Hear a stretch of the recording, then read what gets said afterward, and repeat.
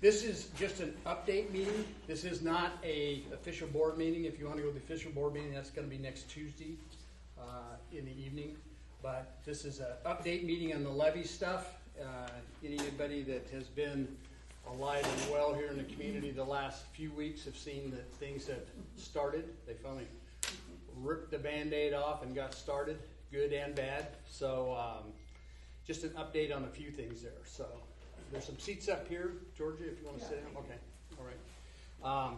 So anyway, just to get started there, to let you know kind of what's happened and what we can look forward to, and still a few things, a number of things of what we don't know yet as far as timing and stuff. But the electrical undergrounding is obviously well on its way. They're finishing up the undergrounding portion of that, trying to clean up what they tore up and get that looking as best they can.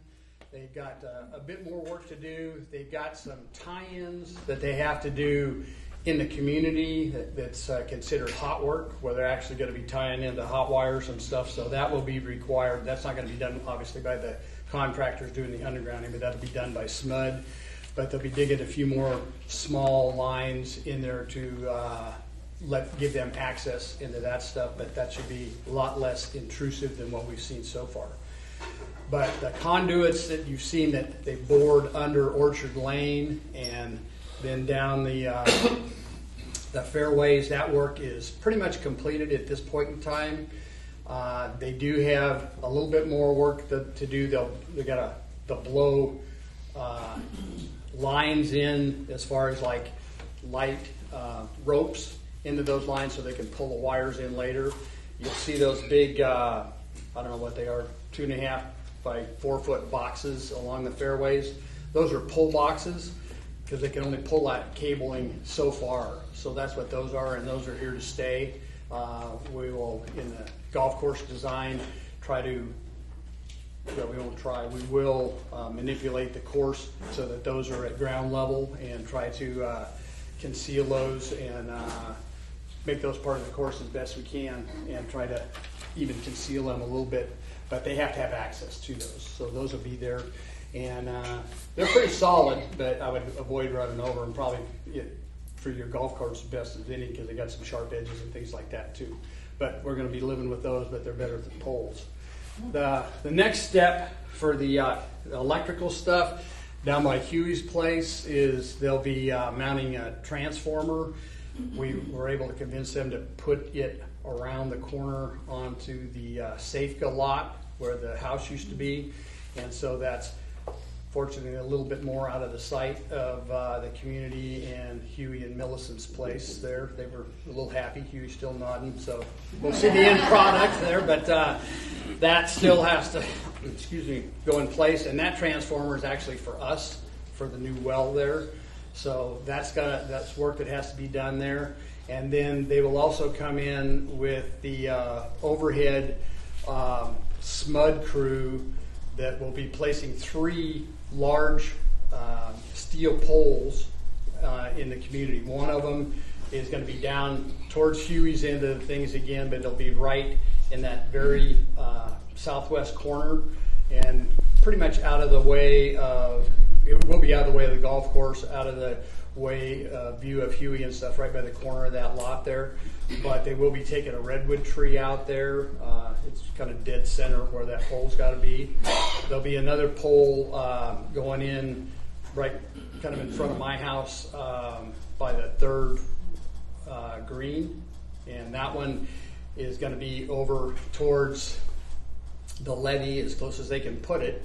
But that's going to be another one of those great big steel poles. And then there's another pole that's going in across the fairway by Ronnie and Scott's. And those poles, we've talked to you before, they are required is the undergrounding cabling will go up those poles and then go across the levee to access the power over to those homes across the levee. So it's a necessary evil, but at least we don't have power lines running the full length of the fairway, which we were going to have before. So that work is yet to come. I talked to SMUD yesterday, and they're going to come out and talk to us next week because those big poles take a big footprint, and I'm not totally sure yet what that's going to entail, if they're going to have to cement those in or what, but it will have an impact, at least on the one by the third green there as far as our irrigation. And I told them, I said, with our irrigation system being a circular system here on the community, you just can't cap those off because that's going to affect the whole community. And they're aware of that, and they'll reroute it, they'll do whatever. But we'll find out a little bit more about that next week when they come out as far as what that's going to mean as far as what type of equipment. But there'll be at least some trucks in here as far as big line trucks as far as setting those poles and stuff. So they're not done, but we're getting closer on that line equipment. So those will be some big kind of, you've seen them as you go down the levee and stuff, those kind of gray, big tall poles. So new obstacles for golfers. So anyway, let's see. Pardon? So we could use more of those. Yeah, maybe more of those. Well, we almost have help our game out. Yeah. So, okay. The next step after the electrical's done, the water line issue, because they've got to put a 12-inch main. That the right of way for that is actually towards the levee from where the electrical ditch line was put in. And now they've run into issues with the right-of-way for that water line. We've had the maps for 5 years, I'd say, for the right-of-ways, and now all of a sudden they're looking at them and go, well, how's this work with the electrical and the water? They're cross. Anyway, they've got issues and they got to figure it out. And so they're working on trying to do that, and that's what's got that delayed a little bit. So we don't have a date on when they're going to start the water line. I know there's some issues. When we had the electrical, we allowed them to come in through the Kestrel gate and access through that lot, and that was kind of an intentional decision on our part. And it's kind of a give and take a little bit. We could have said, no, you got to come off the levee, and if we'd have done that, we would have had a temporary fence permanently down the middle of the fairway, and we would have had loss of the entire third and fourth fairway and that whole access for the duration of the project, because they would have blocked it off and built a road down there. And so we elected to let the electrical undergrounding come in through that Kessler gate. I've already told them with the contractor that's coming in for the water lining, because it's the same contractor for the water line, filling in Greta's Pond, and the levee reconstruction, that they got to find their own access into the community. We're not going to let all that heavier equipment come in through that Kestrel gate, and they're aware of that. So once the electrical's done, that access should be closed off, and we shouldn't be seeing that. Doesn't mean we're not going to have impacts, because as you saw just within electrical, we are going to have impacts. So, excuse me, more to come on Greta's Pond and the water line. They said we'd be the first to know. I'm sure we'll when they have a date. But I keep bugging them. I call them about every 2 weeks, and I'm sure that I'm on their list of, ignore when they see my number pop up. But I keep bugging them on it anyway, on that. And anyway, that's kind of where we are with that. We're also in discussion with Bella Vista because of the situation we have on 3 and 4. There is essentially no more green on number 2. Number 3 and 4 are pretty minimal, and the fairways are a lot of dirt and rock, and so we don't want them mowing those fairways with our fairway mowers and greens and chewing them up and stuff. And so they are they're looking at reducing their prices and negotiating that with us as far as a reduced price, not charging us as much for that work and stuff. And so we'll be discussing that Tuesday night as a board. But Bella Vista is working with us on that, which is good of them and stuff too. Levee construction is also on hold right now. The power company, as I mentioned with the overhead, they're talking maybe a month or two before they even get that going, and then the water. So levee construction is anybody's bets whether that's going to happen this year or not. Don't know. But it's the same contractor, Forgin, that's doing the water line, Greta's Pond, and the levee. So we do have a design, a third design that we'll post up here on the golf course today. The main difference in this design that we asked for is looking at hole number 3 is instead at currently, it's like a longer par four for here. It's a longer par four hole, and because we're going to be narrowing that down because of the loss of some of that ground and stuff. We've asked for shortening up number 3. So we're looking at it'll vary a little bit depending on what happens to that eucalyptus tree with the water line. We don't know the fate of it yet either.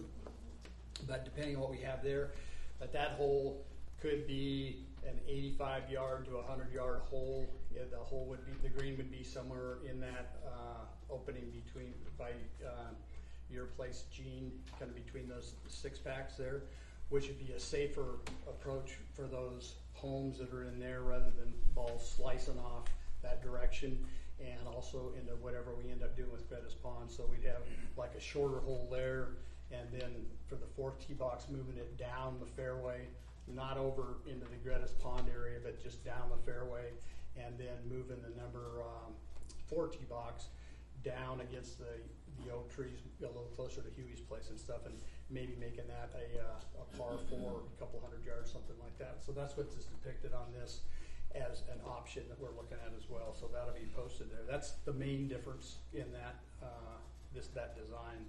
I think there might be a couple other little tweaks. We're trying to minimize the number of sand traps in here, more from a cost standpoint.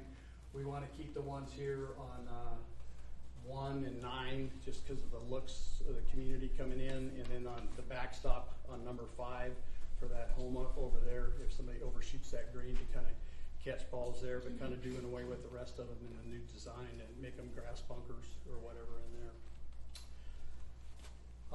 We're still reaching out, trying to get some estimates to see what we can or cannot do as far as the common area irrigation stuff, and we're still waiting on some bids on that type of stuff a little bit too. That's going to be a challenge for what we may be able to do or can afford to there and stuff. But what I can tell you is this last month, however long this has been going with the electrical, as you've seen, is going to be a challenge on our common area vegetation, because if they're digging, we don't have much option but to turn off both wells, because they hit a pipe and you got to turn off the wells anyway. So we either turn it off preemptively and let when they hit something, the water's trickling out and they can fix it, or we hit it and it spews everywhere, and then they got to spend half a day cleaning up the mess and dealing with that too.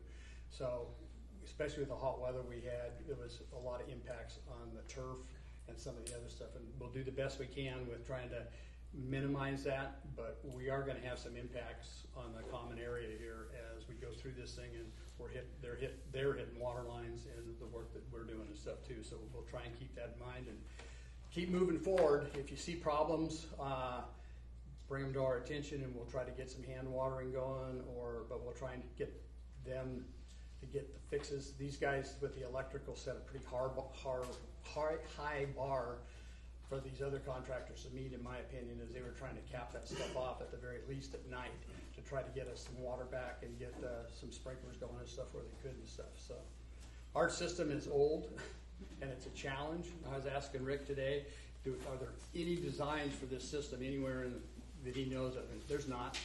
So it's going to be difficult for us even to hook back into the system when we get going on it and stuff too.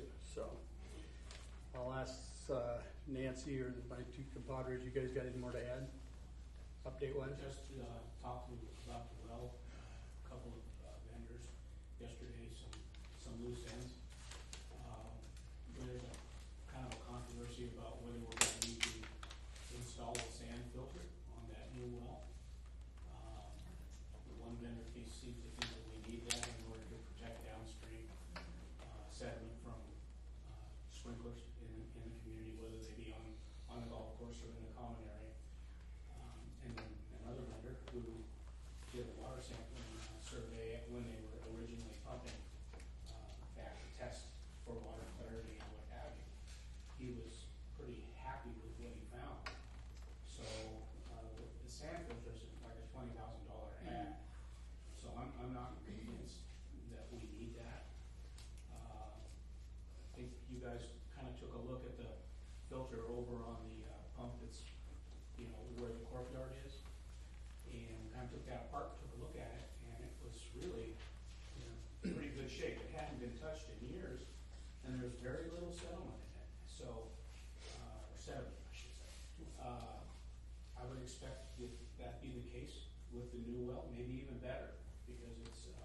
deeper and it's closer to the aquifer, and the water that came out of that the first test was like gin clear. It was really good. So, so we got to sort that out, and we're working on it with those folks right now. We hope to have a resolution to that within the next couple of weeks. And then we got a bid to actually hook that well up to our existing irrigation system. The bid was a little higher than I expected it to be, and it wasn't nearly as detailed as I wanted it to be. So we're going to be going back to the vendor, asking for additional clarification on exactly what the scope of work is. What the price tag is for. So there, again, that's kind of a progress, work in progress. We've had time, because I don't expect Pete or Smud to energize the lines they put in the ground for, well, at least until the overhead's done, Yeah, right? exactly. I wouldn't expect that, so we got another 30 days or so, and we should have all of these questions answered within that time frame. Our goal, of course, would be to, when power is available to the well, that we're ready. We can turn it on, it'll be hooked up, and we just, it's kind of a smooth transition from old to new. That's the goal, and I think we'll be able to do that, at least as it sits right I think another support of not having that sand filter is our other well that's over on 3 now does not have a sound filter, never has. So we've been operating that way over in that area the whole time without it. So I don't know that it's a dire need to You know, spend. across the street, we have a well, and I've been on the board for all these years. We've never, and I know very well, we don't have a filter. Yeah. So, Yeah, I mean, if it becomes a question and a point of contention, what we might think about doing, and what I told the vendors we probably would do, is to plumb it in such a way that if it was a problem, we'd just come and add it later on. Just build a plumbing system to support it, and then if we don't need it, no harm, no foul. If we do, then we just do a little digging and maybe solve it. Okay. This has been kind of short and sweet. We wanted, the communities wanted transparency and some updates, and that's kind of what this is. Nothing earth-shaking, but at least get you up to speed of what we know. And Guy, did you have something? Just a couple questions. The tree on between 2 and 3, the big tree that's kind of on the well there, is that going to be saved out? That was the eucalyptus I was talking about. The jury's still out. Okay. And the water line thing will determine what happens with that. And at this point, are we doing okay budget-wise? I know Well, we haven't spent much money yet, so I mean, inflation and everything else. Yeah. But we believe that we're still sitting where we need to be. Yeah. We don't have anything that would shake us up to change what we told you a couple of months ago when we had the first open forum and presented the budgetary numbers that we've got. Now, we don't have an agreed upon design to the golf course, so that number's kind of floating around, and it will float around until we nail the design down. And then we'll have as-bills rendered, and then we'll have a much better idea about where we are. But as it sits right now, we're pretty comfortable with the numbers we presented to you guys a couple of months ago. There's no new budget change estimates from the town hall that we did back in April. One last question. Our underground for water structure is in. Electrical is going to be in the underground. Is there anything else that goes underground, or is there anything else going to be like cable, all other stuff? I'm not sure I'm tracking. In other words, do we have any more trenches besides water to be cut down that fairway? That should be it. Okay. I have a few questions. Has any more consideration being done about the dollars and cents that were meant for cost to cure that area versus compensation to the community for damages? We have not gone out in that path yet. As far as we don't know what our cost to cures are yet, Johanna. I think we have a general idea about how much it is to fix the 2 holes over there, and then there also there's a separate amount that's given to us for cost to cure for damages to the community. There's Have not you a all separate. looked at There's that? not a separate amount that I've seen as listed as a separate amount I for that. sent you an email, so if you guys could answer my questions in the email from a while back, that would be great. I mean, just consider it, because the whole thing it's not just golf courses. We have gone over this several times, and we have said The multiple damages times, it is piece. not just golf course. We Okay. have to build a fence. We have to drill a well. We have to put trees. It is not just golf course. I am not, no, let's not get hooked on that. What I'm asking is the damages portion, damages to the entire community. That's, that Understand. portion of the fund. There's a damages piece that we. You know, can I say something really quick on this one? Sure. I believe the attorney who is representing us in this community had approached us all to file a separate grievance. If it's affecting your property, you can file it separately with the attorney. And that's what I understood as far as damages to your Personally, yeah. Can I add to that? That's exactly what we've done across the street. Each individual homeowner has a lawsuit against SAPCA. We actually have a lawsuit against SAPCA. Each individual homeowner, and then the HOA has a separate issue with the SAPCA. So we separated those completely. Correct. Just to be clear, I'm talking about the HOA's funds, not individual homeowners. Okay. Damages to the HOA. Sure. On the current or future drawings, designs, illustrations about this, is there anything that's going to include these things that you just talked about, the tall cement boxes or poles? Will they be shown on an illustration? That's number one. And number two, the trees that are eventually going to go in? We don't have any depictions as far as the trees or those drawings. I can show you, you can look at behind hole number 1 and stuff, the Italian cypress. That's the types of trees that we're allowed to plant along that hole number 3. Right, but I mean, for me, it's hard to imagine what, you have a number of what you're going to, how many are going in. I just didn't know how close they would be or. Yeah, that's kind of a little bit of a moving target as well as far as numbers when we finally get down to the linear footage that we're looking at there and stuff in our budget and stuff too. That's one of the sliding scales that we have to work with a little bit as far as spacing and stuff. But if we can go from like a wall of them to some spacing and stuff in there and stuff. So we have some flexibility in there. So we have not decided on a number per se. Alden, I don't know if you have a Yeah, copy the of your head. budget right now, I believe it was 7 foot on center.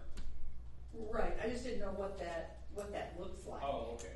That's, I mean, I think how close they are, how far Once we move apart. further on in the design of the golf course, I would anticipate that we would have renderings that would show, for instance, what the trees would look Thank you, like. that's what I was Yeah, wondering. I think right now it's a very early concepts. Yeah.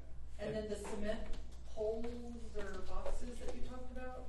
Well, there's some cement flush to the ground lids that are in the ground now. That's going to be staying, and that's those pull boxes. But then there are going to be 3 cement poles, That's the and one. you can get kind of an idea what those are going to look like if you go down, take a left on Orchard, and you can see down to the left some of those really tall poles that they put and wires that go across the levee. That's the gray poles. Those are what are going to be there. Those steel poles. And because you said there's one that's going to be close to Ronnie, Right. and so I would imagine that might affect me. I was just wondering. There'll be a steel pole that's Where? sticking up. If you look, I don't know how best to describe it, but right now they've got like a painted fluorescent orange pipe stuck out of the ground about that far. That's where that electrical conduit's going to come up, and then there's a stake, and it says pole right there, and that's where that pole's going to be. How tall are they? The stakes or the poles? The poles. Well, they're going to be tall because they got to get high enough for the wires to clear Right, Garden so- Highway. So I would guess 90 feet. Oh, okay. Yeah, they're tall. Big cement pole. Yeah. Yes. Regarding the mowing that we can't do over there, what's the duration of that, and they can't mow at all over on 2 and 3? They're going to try to keep the common area, the stuff this side of the trenching and stuff mowed down with their mower, and they're going to try to do some of the rest of the area that doesn't have rocks and stuff with their mower, their common area. We just don't want our expensive real mowers Oh, yeah. up there on the fairway on the and yeah. stuff. And they're fine. They're going to try and keep the stuff mowed down, and keep it greened up and the dust down and stuff the best they can. We're also gonna talk to them about dust mitigation. Try to keep some water on that because it's gonna dry out. Big time now, and if you get wind, then you're gonna have dust, so we know that. Well, we had that wind that reached all the way to our upstairs townhouse. Yeah, no, it's gonna be something we need to address, and we're gonna talk to Bella Vista. Maybe the time that they would otherwise spend mowing and taking care of those 3 greens, we could trade that off for having a guy water it every half hour, or whatever. You know, that's still a discussion we're in the course of having with them, and would expect to have with them over the next couple of weeks to come up with a plan to do some dust mitigation. They usually just turn them on and then leave, because they've got the big hoses Yeah. with the sprinkler. Yeah. So they just there's- move it up the, yeah. There's a lot of different tactics that we can employ. They're the experts. We'll tell them what the concern is, and then we'll try and get a recommendation from them on how to best If they take care of it. If they turn them on and leave, though, just be cautious with your golf carts, because that stuff. Oh, where they turned trenches them are- on and left them on, and they did later in the evening. I'm like, don't think that should still be on Yeah. because they've all gone. Yeah. Well, and they're not the only ones turning them on too. So we got Yeah. some of our neighbors turning them on. So Logan, Do we know yet if the willow tree, like behind 4T locks, is that going to stay, or are they taking that out? not until we get a golf course design do we know whether that's coming or going. So. Mark. Yeah, and thank you guys for sending out the agreement, because that was nice. And I hope everyone read it. I know in the recital part, section K, it talked about the $456,000 for the easement, and the 1.2 to bring our golf course back to where it was, the cost secure. So that of those 2 amounts was like 1.6, and those were when we were negotiating. It was a little bit inflated, just to make sure we had enough to cover the cost. So the remaining portion of that was for the whole community, the injury to the remainder of the community. That's not correct. What That did we- 1.2 figure was what they threw at us to see what would stick, and we went back and said that's not enough money. We were there. So were we. Yeah. We were Yeah. there.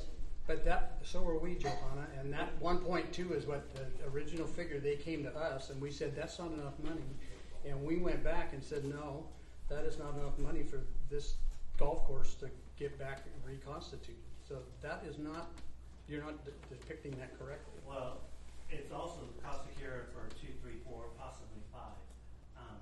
That's not for the whole golf course, all 9 holes. It was eventually it was negotiated and settled for the irrigation for the whole golf course and returfing for the whole golf course is where those numbers came from through the settlement agreement.